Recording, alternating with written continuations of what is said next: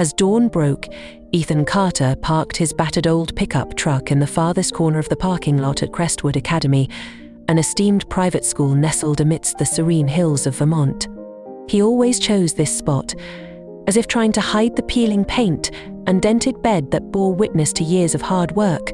The engine groaned softly before falling silent, and Ethan rested his head against the steering wheel with a sigh. A new day had begun, another chance to keep going.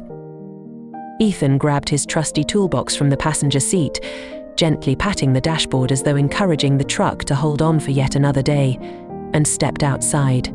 The morning air was crisp, and a light mist clung to the hills. Crestwood Academy, with its stately stone buildings and sprawling campus, was slowly coming to life. Ethan cherished this moment of fleeting calm before the bustle of the day truly began. As the school's maintenance man, Ethan was responsible for fixing everything from burned-out light bulbs and leaky pipes to squeaky doors. His job wasn't just about repairs, it was about creating a sense of comfort and safety for everyone. The empty hallways in the early morning often felt like a sanctuary to him. With a wrench in hand, he would pause here and there to check a few things, ensuring that everything was in working order. Ethan knew that most people at the school hardly noticed his work, but that didn't bother him. He didn't do it for recognition. He did it because he believed that a school wasn't just a place for learning but a second home. Every chair, every desk, every pipe in the building received his meticulous care. The students called him Mr. Carter in a friendly tone, and Ethan always responded with a warm smile or a kind remark. "Good morning, Ellie. Your speech yesterday was fantastic. I was really impressed. Will, don't forget to fix your bike light before it gets dark. I noticed it wasn't working yesterday." These brief interactions became a rhythm in Ethan's day, a way for him to feel connected to this place. But Ethan's life outside the stone walls of Crestwood was far from easy. He had endured more challenges than most could imagine. After losing his wife in a sudden accident 8 years ago, he had been raising his 2 children alone in a small house on the outskirts of town. Mounting bills, a truck that broke down more often than it ran, and countless sleepless nights worrying about his children's future, it all seemed like an endless struggle. The old pickup truck was a symbol of everything Ethan had endured. Its engine often sputtered and failed, and Ethan always had to be ready to fix it at a moment's notice. Once, it broke down during a snowstorm, forcing him to walk miles to pick up his children from school. But even when things felt overwhelming, Ethan never let the hardships crush his spirit. He would always tell himself, one day at a time, and things will get better. What Ethan didn't realize was that his quiet determination and unwavering dedication had caught the attention of a keen eye and a compassionate heart, Barron Trump. At Crestwood, Barron wasn't much different from his peers, but beneath his quiet demeanor, he possessed a rare sensitivity.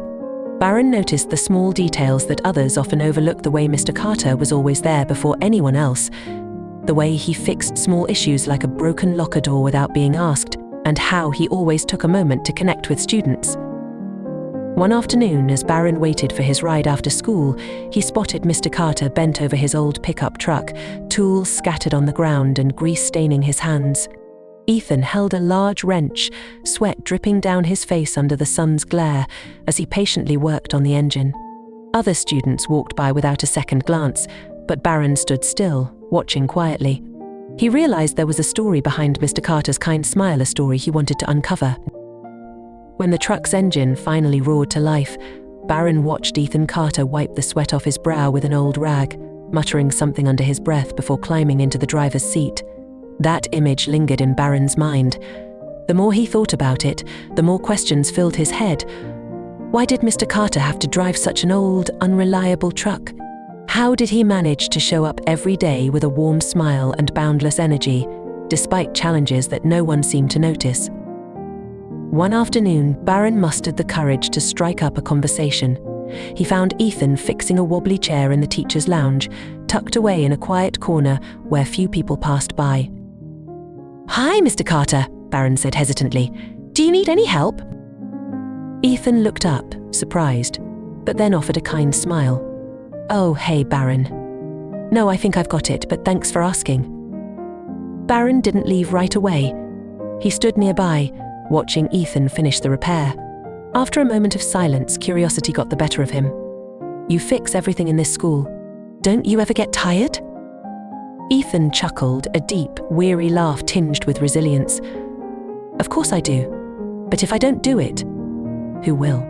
Besides, there's something satisfying about putting things back in working order." That brief exchange marked the beginning of many more conversations. Over time, Barron began to learn more about Ethan's life. He discovered that Ethan had 2 children, a son who dreamed of becoming an aerospace engineer and a daughter who was studying to become a teacher. He heard stories about Ethan's late wife, the great love of his life, and how her loss had shaped him into the devoted father his children needed. One day, Barron asked the question that had been lingering in his mind since the first time he saw Ethan struggling with his old truck. "Mr. Carter, why don't you get a new truck? Yours looks like it's about to give up on you." Ethan laughed and shook his head. "A new truck? Those things aren't cheap, kiddo. Money doesn't come easy. As long as this one gets me where I need to go, that's good enough for me." But Barron couldn't shake the image of Ethan under the hood of that truck. The more he learned about Mr. Carter, the more he realized he wasn't just the school's maintenance man. Ethan was a father, a mentor, and an unsung hero of Crestwood Academy. His sacrifices and quiet strength weighed on Barron's mind. He knew he couldn't change Ethan's life entirely, but maybe, just maybe, he could do something to ease his burden. That evening during dinner, Barron brought up the idea to his parents. "Do you guys know Mr. Carter? The guy who fixes everything at school?" His father nodded. "The man who always greets everyone? Yeah, I've seen him around." Barron set his fork down, his expression serious. "I think we should help him. His truck is barely holding together, but he still shows up every day and does so much for everyone at school." His mother tilted her head, studying him thoughtfully. "What are you thinking, Barron?" He hesitated, then his eyes lit up with determination. "I want to buy him a new truck, something reliable, so he doesn't have to fix it every week just to get to work." His parents exchanged a look. "That's a big idea, son," his father said slowly. "Have you thought about how to make it happen?" Barron nodded. "I don't want this to be just from me. I want everyone at school to pitch in. He's touched so many lives there. If we all work together, it'll mean so much more." The next day, Barron began putting his plan into action. He approached his closest friends during lunch. "You know Mr. Carter, right? The guy who fixes everything." Barron began, his voice low but firm. "Of course," one friend replied. "He's great. Why?" "I want to do something for him," Barron explained. "His truck is falling apart, and I think it's time we showed him how much we appreciate everything he does." The initial reaction was a mix of surprise and excitement. "What do you want to do?" one friend asked. "I want everyone to chip in a little money so we can buy him a new truck," Barron said. "It doesn't have to be a lot from anyone, just whatever they can contribute. If we all pitch in, we can make this happen." The idea spread quickly. Barron reached out to teachers, coaches, and even the cafeteria staff, explaining his plan. Most were eager to help. "Mr. Carter is the hardest working person I've ever met," one teacher said, pulling out a $20 bill. "Count me in." As the contributions grew, Barron's parents stepped in to help. His father contacted a local car dealership and shared Ethan's story. Moved by the tale, the manager offered a significant discount on a brand new blue Jeep SUV. "We'll cover the rest," his father told him. "You just focus on making this special for him." With the truck secured, the focus shifted to planning the surprise. Barron and his friends decided to present the gift during a school assembly the following Friday, ensuring the moment would be unforgettable. The stage was set for a big surprise. Everything was prepared to perfection. The entire school would be present, and a special gift was to be presented during the assembly. Preparations were in full swing. The students had created a large banner with the words "Thank you, Mr. Carter," painted in Crestwood Academy's colors and adorned with heartfelt messages of gratitude. The teachers had secretly orchestrated a plan to ensure Ethan Carter's attendance without arousing his suspicion. Meanwhile, Barron Trump tirelessly rehearsed his speech, pacing back and forth in his room, carefully choosing every word to fully convey what he wanted to say. As the big day drew closer, the atmosphere at school buzzed with anticipation. Students whispered excitedly in the hallways, careful not to let Ethan overhear. Staff members shared stories about him, small but meaningful acts of kindness that had left lasting impressions. He stayed late one night to fix a chair in the library for me. A teacher recounted. He didn't have to do that, but he's always willing to help. By Thursday afternoon, everything was ready. The SUV was hidden behind the gym, freshly washed and gleaming in the sunlight. The banner was hung high, the speech refined to the smallest detail. Yet, as the big day approached, Barron couldn't shake a growing sense of nervousness. "What if people don't understand how important this is?" Barron said aloud that evening. "What if Mr. Carter feels awkward?" His mother smiled gently, placing a reassuring hand on his shoulder. "Barron, this isn't just about the gift.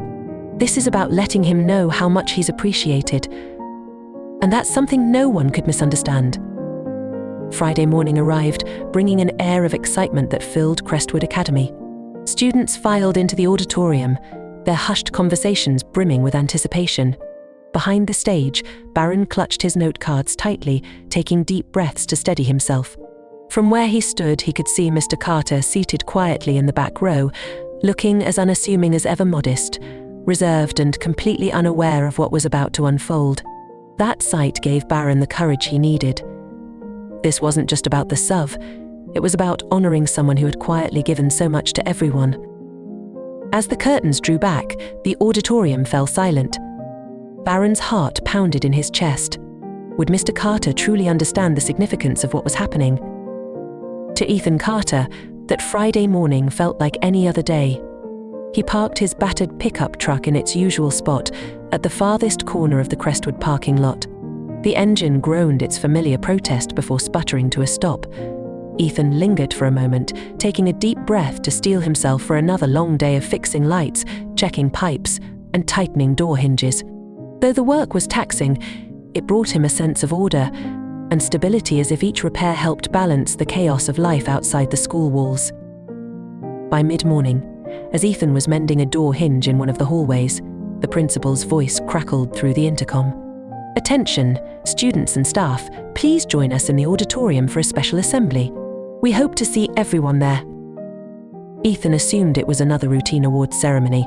He considered staying behind to catch up on work during the quiet hallways. But a teacher approached him with a knowing smile. "Mr. Carter, you should really come to this one. It'll be worth it." Puzzled but obliging, Ethan followed the crowd into the auditorium. He took a seat in the back row, observing the room filled with an unusual buzz of excitement. On stage, the principal stepped forward and was greeted with thunderous applause. After a brief introduction, the principal smiled warmly and said, "Today, we're not here to celebrate academic achievements or athletic victories. Today, we're here to honor someone very special in our community." Ethan furrowed his brow, unsure of what to expect. When Barron Trump stepped onto the stage, note cards in hand, Ethan thought perhaps the boy was being recognized for some remarkable accomplishment. But as Barron began to speak, the truth became clear. "Good morning, teachers and friends," Barron began, his voice steady but filled with emotion. "Today we're here to honor someone many of us may have taken for granted, Mr. Carter, who has made this school a better place every single day." The auditorium erupted in applause, while Ethan sat frozen in shock. He glanced around, unsure if he had heard correctly. "Mr. Carter isn't just our maintenance man," Barron continued. "He's the person who quietly ensures everything runs smoothly, from fixing lights and lockers to making this school feel like a second home. He never complains, never asks for anything, but he's given us so much." Barron's words washed over Ethan like a tidal wave of emotions. His hands trembled as he clutched the armrests of his chair, his eyes fixed on the young man speaking so earnestly. The lights dimmed, and a video began to play on the large screen behind Barron. The video began to play, showcasing moments from Ethan Carter's everyday life as the diligent maintenance worker at Crestwood Academy. It captured him mopping the long hallways, fixing squeaky doors, and meticulously checking each light bulb high up on the ceiling. Interspersed were interviews with students, teachers and staff, all sharing heartfelt sentiments about him. "He always smiles at you, even when it's clear he's exhausted," one student said. "Once I spilled an entire can of paint in the hallway," another student admitted, their face tinged with embarrassment. "He didn't get angry. He just said, 'It's okay, we'll clean it up together.'" Light laughter rippled through the auditorium, but Ethan didn't laugh. He sat frozen, gripping the edges of his chair as he tried to process what was happening. His throat tightened, and a wave of emotion washed over him as the video came to an end. The auditorium erupted in thunderous applause and cheers. Barron Trump stepped back onto the stage, holding a microphone. His voice was steady, yet imbued with emotion. "Mr. Carter," Barron began, his gaze fixed on the man still seated quietly in the back row. "You've never asked for anything. But all of us see you. We see you coming in early every day to care for this place. We see you fixing things that most people never even notice. We see the heart you put into your work and into this school. Today, we want to thank you." Barron turned, gesturing toward the wings of the stage. Slowly, the double doors swung open, revealing a gleaming dark blue Jeep SUV parked under a large banner that read, "Thank you, Mr. Carter." Cheers and applause filled the auditorium once again. Ethan's mouth fell open, his eyes wide with astonishment. He stared at the car, then back at the stage where Barron stood with a warm smile. "Mr. Carter," Barron said, his tone gentle but firm, "this is a gift from all of us students, teachers and staff, the people whose lives you've made better with your dedication and kindness." A spotlight illuminated Ethan, who remained seated, seemingly unable to move.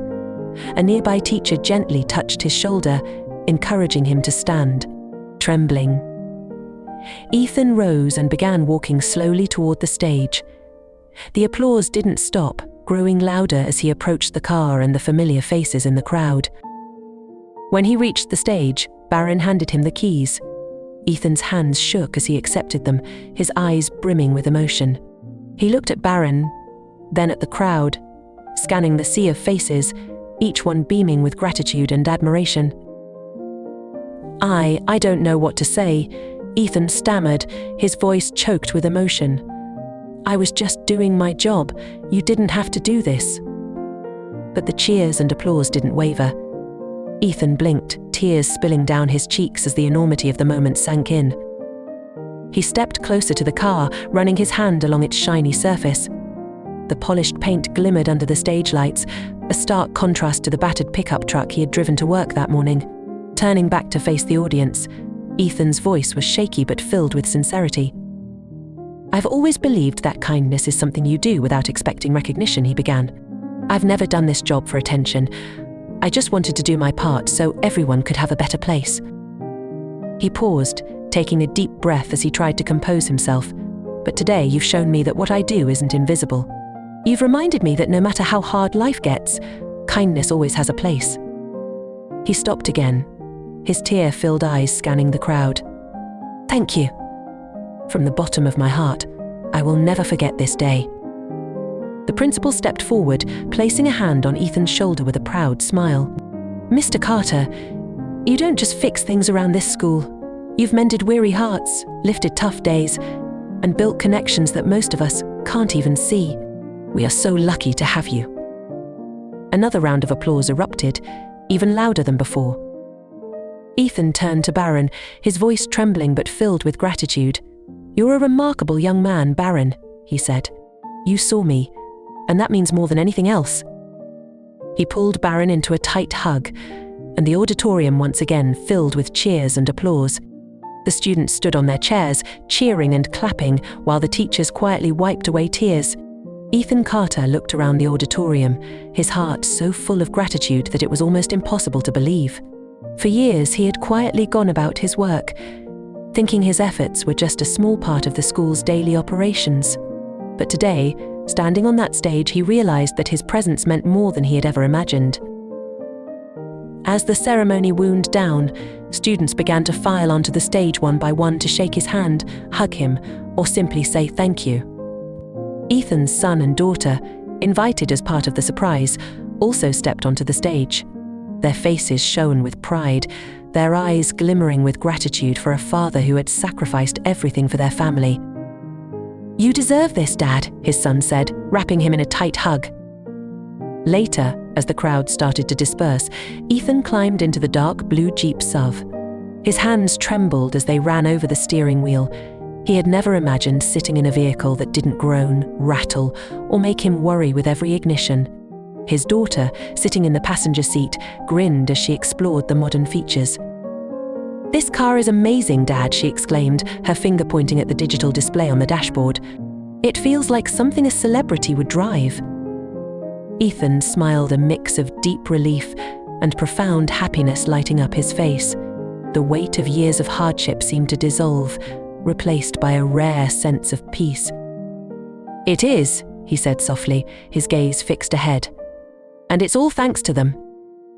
As Ethan drove out of the parking lot that day, he realized the car was just the beginning.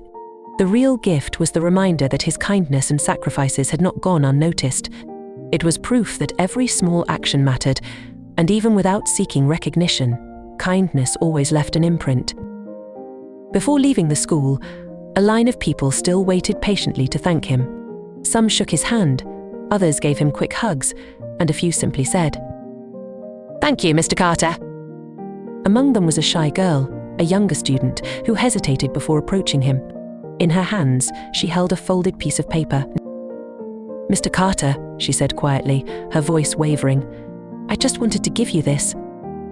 She handed him the note and disappeared into the crowd before Ethan could respond. When he unfolded the paper, he found a heartfelt message. "Thank you for always being kind. There were days I felt invisible, but your smile reminded me that I was seen. I hope today showed you how important you are to all of us." Ethan read the note again and again, his throat tightening. It wasn't just the car, the applause, or the speeches. It was these simple, genuine words that touched his heart the most. It was recognition for all the little things he had thought no one noticed. That afternoon, as Ethan prepared to leave the school, the dark blue Jeep SUV stood out in the staff parking lot, a perfect replacement for his old pickup truck. His children climbed into the back seat, laughing as they vied to press every button and try every feature.